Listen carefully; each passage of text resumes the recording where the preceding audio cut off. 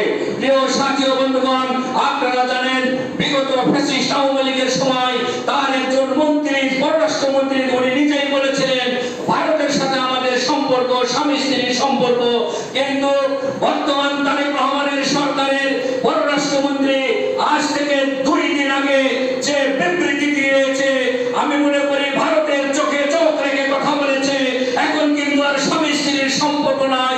এই ফ্যাসিস্ট শেখ হাসিনা ভারতে বসে যখন দেশকে অস্থিতিশীল করার জন্য বক্তব্য বিবৃতি দেয়, তখন এদেশের পররাষ্ট্রমন্ত্রী, আমি পেপারের পত্রিকায় দেখলাম, পররাষ্ট্রমন্ত্রী তারেক রহমানের সাথে পরামর্শ করে এমন একটি বিবৃতি দিয়েছেন, প্রতিবাদ দিয়েছেন, যার কারণে ভারতের মসনদে কম্পন শুরু হয়েছে।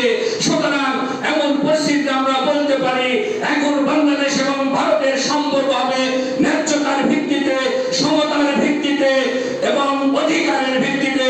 এখন আর বাংলাদেশ ভারতের দাবিদারি রাষ্ট্র নয়। প্রিয় সাথী বন্ধুগণ, তাই আমি বলতে চাই আমাদের অত্যন্ত প্রিয় জনপ্রিয় জননন্দিত নেতা বাংলাদেশের প্রধানমন্ত্রী তারেক রহমানের নেতৃত্বে বাংলাদেশ মাথা উঁচু করে দাঁড়াবে, বাংলাদেশ তার লক্ষ্যে পৌঁছবে, বাংলাদেশ কাঙ্ক্ষিত বাংলাদেশ হবে।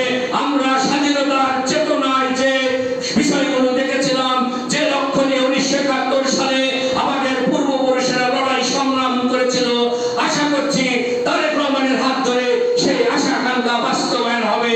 আমরা সেই পর্যন্ত তাকে সহযোগিতা করার চেষ্টা করব। প্রিয় সাথী ও বন্ধুগণ, আমি বলতে চাই আপনারা ধৈর্য ধরুন। বাংলাদেশের যে কোনো দুর্যোগে সমন্বিতভাবে প্রতিরোধ করতে হবে। এখনো ফ্যাসিস্ট হাসিনা এদেশকে অস্থিতিশীল করার চেষ্টা করছে।